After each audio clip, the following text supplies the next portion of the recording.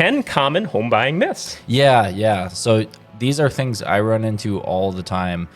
Misconceptions, things that can kind of trip buyers up. So the first one, and I know I've touched on this on the show a million times, but people still think that. All right, we are back here on the Berkshire Hathaway Wednesday podcast, and I have him right across from me. Please welcome Mr. John Brodeen. Boom. I got to give you the crowd clap. There we go. Yeah, John always does that. Yes. I'm multitasking a little bit today. The crazy ice storms made. I'm just kind of rocking solo here in the studio. How goes it today? How was your Christmas? Good. It was awesome. Yeah, it's impressive doing the production stuff and the hosting at the same time. I could never pull that off. So, hey, I like to wear a lot of hats. What can I say? Yeah, that's awesome. Very impressive. Good holidays. Good. Yeah. We're talking a little bit. I think we're both kind of celebrating like multiple sides of the family there. Yeah. So on Christmas Eve, went over to my parents' place. Carolyn and Dylan. We brought my dog Norman over there, so it was a full house. My sister, her fiance.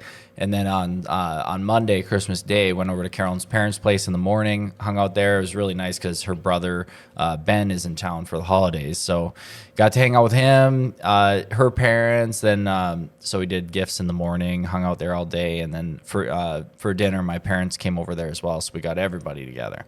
So it was a big couple days. It was nice, really nonstop. Nice. Lots of leftovers. I had a ton. Yeah. We're eating good. We've been eating good these last couple days. So, gosh, that sounds so good. Gotta love the holidays. And we also gotta love what you got in store for us today. 10 common home buying myths. Yeah. So these are things I run into all the time. Misconceptions, things that can kind of trip buyers up. So the first one, and I know I've touched on this on the show a million times, but people still think that you need to put 20% down at a minimum to buy a house. And first-time home buyers are thinking, how in the world am I going to put 20% down? I'm lucky if I even have 20% in all of my savings or something if they're young and trying to buy their first home. So you can actually put 0% down if you qualify for a VA loan, or if you can use a USDA loan. USDA loan is going to be in rural areas. East Grand Forks does qualify for the USDA loan. Grand Forks does not. Those are both 0% down options. Then your next lowest down payment is going to be an insured conventional. Usually those start at 3% down. FHA is going to start at 3.5% down. FHA is a little more lenient on your debt to income ratios and credit scores. And they're just going to have some requirements that the property has to be in a certain condition. So if you're trying to buy a pretty move-in ready home that's been nicely maintained and updated and everything, FHA is a great option. When rates are really, really low, FHA is a little less popular because to get rid of your private mortgage insurance, you do have to refinance out of your FHA loan into a new loan to get rid of your mortgage insurance. Otherwise, it's going to stay on for the life of the loan.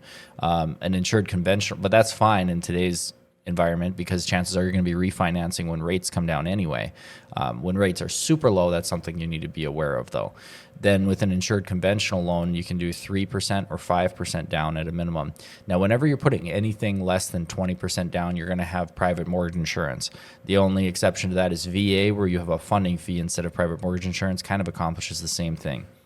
Private mortgage insurance is required until you hit 20% equity. So usually if somebody uses a 30-year conventional loan, that private mortgage insurance will fall off after about 8 years. Unless the market goes crazy and goes up in value big time, then it could come off earlier. You could request it come off earlier. Or if you make some crazy renovations to the place and you boost the value up by $50,000 or something like that. Private mortgage insurance, that's something you see more and more common more recent years, or maybe during the crazy 2008 year. Was that a big time thing back then? You know what? I wasn't selling real estate back then. I don't know when that became a thing. That's a good question. I'd have to look into that. But as long as I've been selling real estate since 2014, it's been pretty common because the vast majority of first-time home buyers put less than 20% down. So, private mortgage insurance is not something to be afraid of. If you were to measure what's it's good to have some savings built up. You don't want to drain your whole entire bank account to buy a house. So I would encourage people to have some money saved up. Don't just save up the bare minimum, get into a house, and then be broke, because you do want to have some cushion there. But if you look at if you saved up 20% and then you saved up some more to have a cushion after you buy your house, the number of years that would take is years that you're going to continue to be renting. As long as home buying is the right option for you based on your situation, it's better to buy a home earlier, put less down, use private mortgage insurance, start letting that home build in value, start building equity through making your payments and getting that loan pay down. And then eventually you get rid of that private mortgage insurance once you hit that equity, once you hit the 20% equity. So that's what I would suggest. I mean, if somebody's super conservative, you still can save up 20% and miss that private mortgage insurance. But most people have it, especially on their first home. I think that's great. Just I always hear the cliche, a rainy day fund, and that sounds like a great scenario for just that. Yeah. How much of a rainy day fund you have is going to depend on how conservative you are with your finances. But I've heard a lot of experts say it's not a bad idea to save up 20%, just don't use the entire 20%, because then that shows you can save some money. You've got a cushion, you're comfortable, you're not going to be bankrupted by when your furnace goes out. But so number 2, this is super common. So a lot of people think the first step in the home buying process is just to start looking on Zillow and find a home that you'd like to buy. That's not true at all. The first step in the home buying process, we'll talk about this in my podcast later this week too, but the first step in your home buying process, you got a few things you're going to do, but let's say you're ready to go. You need to get pre-approved, figure out what your budget's going to be, get your kind of team in place, which is your 2 most kind of important members of your team are going to be your real estate agent and your mortgage lender. So you want to get your team in place. You want to get your pre-approval ready to go. Make sure you've got your budget nailed down, because the last thing you want to do is do what a lot of people do and just start shopping for homes before you have any idea what you can afford and what you're qualified for. And you're seeing basically, to find the type of home that that after looking, the ones that check all your boxes, and now you've got this expectation, and maybe you think that you're going to be buying a $350,000 home, and then you're really only pre-qualified for a $290,000 home. It's going to be a huge disappointment, and it's going to make all those $290,000 homes feel like they're not good enough because you've been used to looking at $350,000 homes. And so that's a letdown that you don't want to put yourself through. Figure out your budget, figure out what you can do ahead of time. If you really are set on, I'm not going to buy a house until I can get a $350,000 house, then you need to talk to your lender, and it's better to be working on this earlier than later. What do I need to change about my financial situation to be able to qualify for that $350,000 house? Maybe it's I just need to get my car paid off, and that's going to free up enough of my debt to income ratio so that I can qualify for a $350,000 house. So get in touch with your lender early. If you need to make some tweaks to your situation in order to qualify for that type of home you like, then it gives you time to do it instead of waiting till the last minute and then wasting all that time, essentially. I always like how in the past, on past episodes of Berkshire Hathaway podcast, you guys have brought on lenders as guests, and I know you guys have great resources to hook up your clients with the right lender to get them on that budget plan. 100%. And I would strongly suggest, tap into your realtors, relationships and connections that they have. Get in touch with a great local lender. I would strongly advise that over going with some online lender, because a lot of times when you go with an online lender, you get bounced around to like 5 different people. Nobody's very fast at getting back to you and answering your questions. If we do run into issues with the transaction, you need somebody who's really on the ball. And the local lenders have a lot to lose because they live and die off their local reputation and their reputation amongst the real estate community. A national lender might never end up doing a loan again in Grand Forks, North Dakota. They don't care what people in Grand Forks, North Dakota think about them in a lot of cases.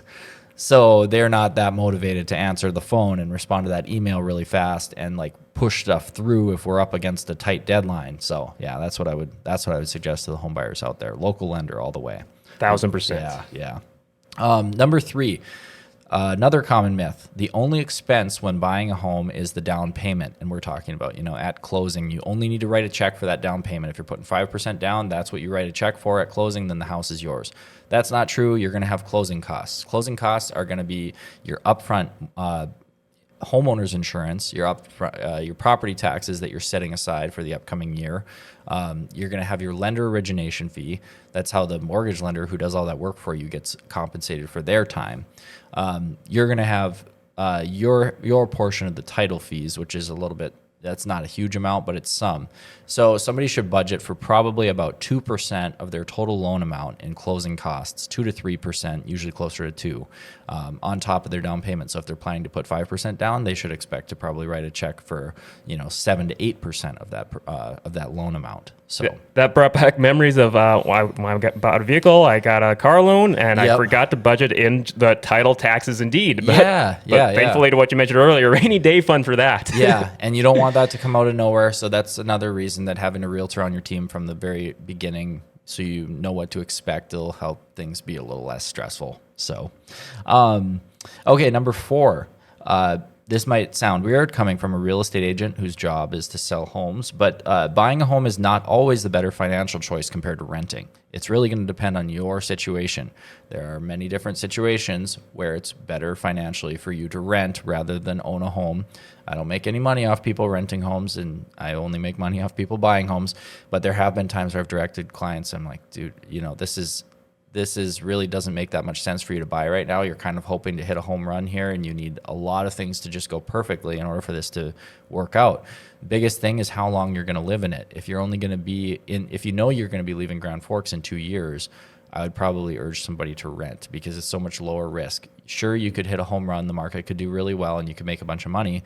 But what's more likely is the market just continues going at its kind of usual pace, and you end up, not gaining much equity because those first couple of years of your mortgage payments are mostly principal or mostly interest and very little principal. That starts to build up as you go through the loan, a higher percentage of principal compared to interest in those later years of your loan. Also, 2 years, even if the market does really well, that's not giving it that much time to go up in value. And then when you sell, it's expensive to sell. You have to pay, there's a lot more expenses with selling that people don't realize. If your house is worth $220, you don't just get a check for $220. You have your real estate commissions, which is one of the biggest costs of selling a home. You have, title fees again. You've got prorated taxes. So you want to make sure that it winds up being a wise financial decision. In some cases, based on some people's scenarios, it's better to rent. And also, if you're not financially responsible enough to own a home, if you don't have much savings at all, and you can't, you're not going to be able to handle, needing a new roof or needing a new AC or needing a new furnace. It's better to rent because all that stuff's handled for you, and then you can just worry about getting your financial situation, in order before you take that leap.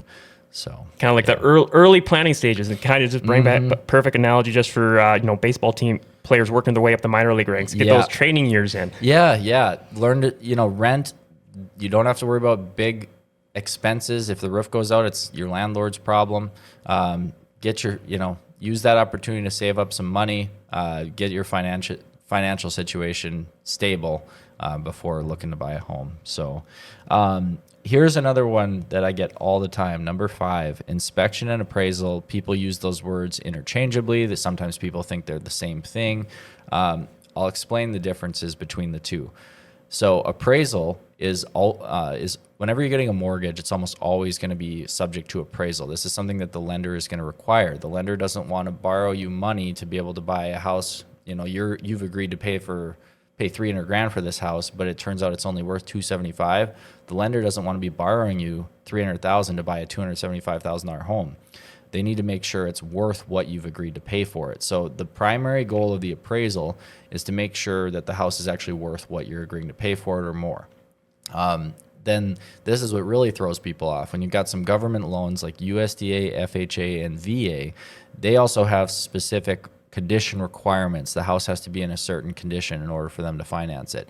They're not going to allow anything that's kind of like a safety hazard. They consider like chipped and peeling paint a safety hazard because there's potentially lead paint in one of those layers. They don't want kids eating it and getting sick, and a whole bunch of other things like that.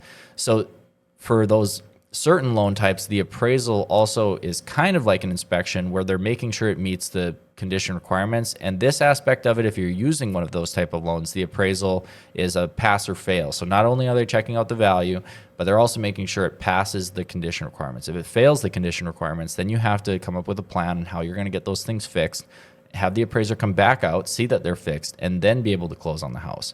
So that's where a lot of confusion happens. And the appraiser who does the appraisal on your property is completely randomly assigned. So the bank doesn't have control over really who does it. They put it into a portal, and whoever picks up the job picks it up. So there's not any collusion between the banks and the appraisers. There's not any collusion between sellers and the appraisers, buyers and the appraisers, real estate agents and the appraisers. It's all randomly assigned. You as the buyer don't have any control over who gets it, who does it, who does the job. Then on the other hand, with an inspection, home inspection, it's going to be done much earlier in the process. It's kind of the first thing that gets done. Once you sign a purchase agreement, you've now gotten your offer accepted. One of the first things you're going to do is set up the home inspection. That's completely optional for you as a buyer, whether you have a home inspection contingency or not. It's completely up to you who you hire to do the home inspection. It's not like a pass or fail inspection. It's not tied to your financing at all. So if issues come up in that inspection, it's not going to prevent you from still getting a loan on the house and buying it. It's just for your knowledge. Make sure that there's nothing in there that you didn't see coming or some massive expenses. Don't want to get caught with a surprise charge. Exactly. Yeah, exactly. You don't want to find out that the house is going to collapse or that your roof is leaking really bad in the attic and you've got a bunch of mold or something. Hey, you need a new foundation. What? Yeah. And so in extreme cases, that's where the buyer can use that inspection contingency based on what they found to back out of the deal and just keep shopping, find something else. What's more common is the buyer and seller, maybe they find a few little issues, and you ask the seller, and they agree to fix a couple of them before closing, and you move forward. But like I said, it's not required. It's optional. You pick the appraiser. You kind of decide yourself what you're going to do about it. It's not tied to your loan at all. So I hope that clears up some confusion, because that's a really confusing topic for. And I imagine if your clients get mixed up a little bit, you guys always have your phone on ready for their questions. Yep, 100%. And even when we first meet, we're going to go through all this so they know what to expect and kind of learn some of the lingo, and then I'm helping them with it the whole way. So number 6. This is common, especially with people who are thinking about buying fixer-uppers. They think that they are going to get all of the money back that they spend on pretty much any house improvement project. Okay, so they think that if they put 50 grand into the most elaborate, nice deck that they could possibly build, that their house is now worth 50 grand more, and when they sell it, they're going to get 50 grand more for it.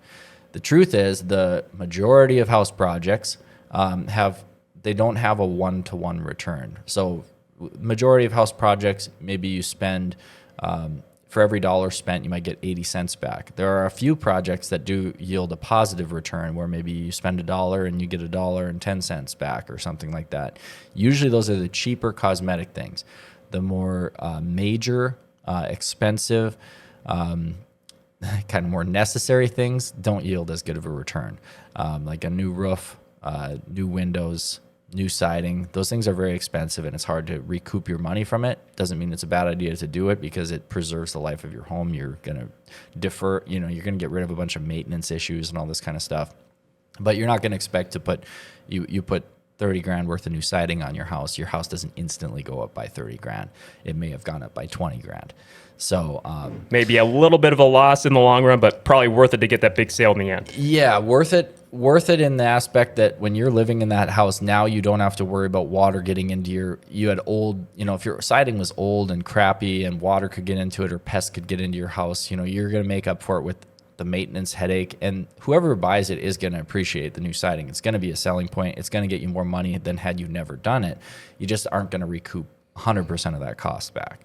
So, that's important for people to consider, especially when they're thinking of doing some pretty massive projects. You also need to consider what your neighborhood is going to support, because if you already bought one of the most expensive houses in the neighborhood, and then you're thinking of doing some massive renovation to it, you got to see like, okay, so the highest sale in this neighborhood is only 200,000. You bought yours for 190, and you're thinking about putting 100 into it. It's going to make it even worse of an investment if your neighborhood doesn't support it, rather than if you have. If you bought a $200,000 house, but the majority of the homes in the neighborhood are $350,000, then maybe you could justify putting some more money into that home, making it nicer because the neighborhood does support it. So yeah, that's help benefit the neighborhood. Yeah, yep, exactly. Get it. If you're able to get it up to par with the rest of the neighborhood, you just don't want yours to stand out where it's like a million times nicer than every other home within a quarter mile radius. Absolutely. Okay, so number 7, if you're buying a home with cash, you don't need any sort of pre-approval letter. So they're right that you don't need a pre-approval letter, but what you need instead is a proof of funds letter. A proof of funds letter is not a screenshot of your banking app. It's not just a printout of your bank statement. You don't need to show how much money is in your account. You're going to go to the bank and you're going to ask the bank manager to write you a proof of funds letter stating that I, John Brodeen, have enough assets to purchase the property at this address. And they'll sign off on it. It'll be on the bank's letterhead. It's not going to say how many dollars are in my bank account. You don't need to disclose that information. You just need something from the bank stating that you do have enough money to make the purchase. Sounds like almost like getting a notary statement, but making it official from the bank. Yep, exactly. So this is something that surprisingly causes a lot of confusion. And you'd think cash home buyers are pretty savvy and they've been, around the block and they know how to do this stuff, but you'd be surprised. And even a lot of bank tellers don't even know what this is. So people go into the bank and I'll send a client to the bank and say, hey, get a proof of funds letter. And then they'll come back with a printed out statement. I'm like, no, go in, ask for a manager, say you need a proof of funds letter on the bank's letterhead, just stating you have enough money to purchase this property and have them sign off on it. And that's all you need to do. That's going to be in place of a pre-approval letter when you're buying a home with cash. So number 8, your mortgage payment is the only expense as a homeowner.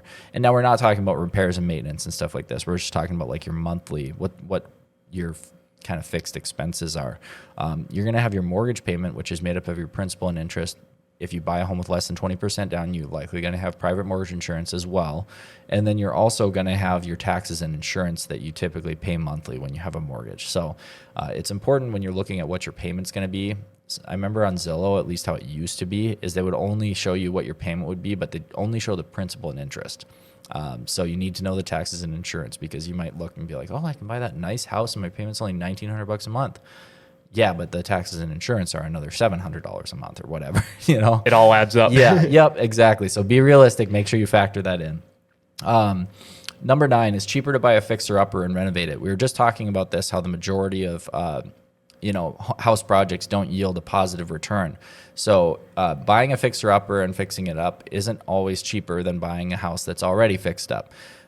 When you're buying a fixer-upper and fixing it up, you're going to have a lot of expenses out of pocket. So you're going to need to make your down payment and closing costs to purchase the home, and then you're not going to be typically getting loans for the other stuff. So you're going to need to pay for that other stuff in cash. So if you're buying a house for $200,000 and so your down payment is $10,000, you've got another $6,000 in closing costs, so you got $16,000 out of pocket, and you're going to do a $50,000 renovation. You're putting you need $66,000 in liquid cash that you're going to be spending on this thing. Whereas if you would have bought a $250,000 home, what is that? You're going to need $19,000 in cash to purchase it. So get that down payment in. Yeah, so you do need to have a lot more liquid funds to be able to do the fixer-upper route. Those could just pile up before you know it. Yeah, they could. And so if you're gonna go that route, I would suggest a good option is finding something in a great neighborhood that's cosmetically ugly and outdated, where you're not going to be needing to do all those really expensive things, but then you are going to be able to do those cheaper things like we talked about earlier that do have the best payoff, like flooring, paint, new garage door, new front door, spruce it up, make it look much nicer, but it's not like, new siding, new roof, new windows, all these really expensive things. So, yeah. Okay, and last one on the list. Having multiple lenders pull your credit will hurt your credit score.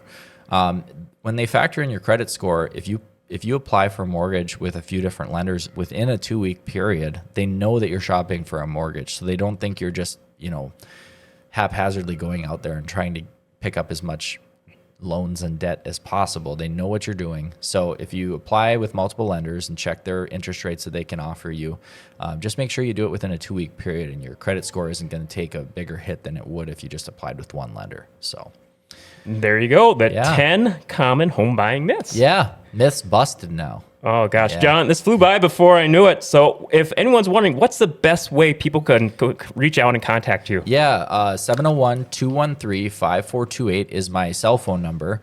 And if you want to check me out on social media, John Brodeen Realtor on pretty much any platform, TikTok, Instagram, YouTube, put out content for buyers and sellers all the time on there. So All right, John, thank you so much. Yeah. We'll be back on Friday with Yes. more home buying goodness. Sounds awesome. All right. Well, that wraps up your Wednesday edition of the Berkshire Hathaway podcast. Many thanks again to John Brodeen for joining me today. And many thanks for all you for tuning in. We'll be back with the Berkshire Hathaway podcast Friday morning at 10 o'clock. Until then, stay safe out there in these crazy icy conditions. We'll see you Friday, everyone.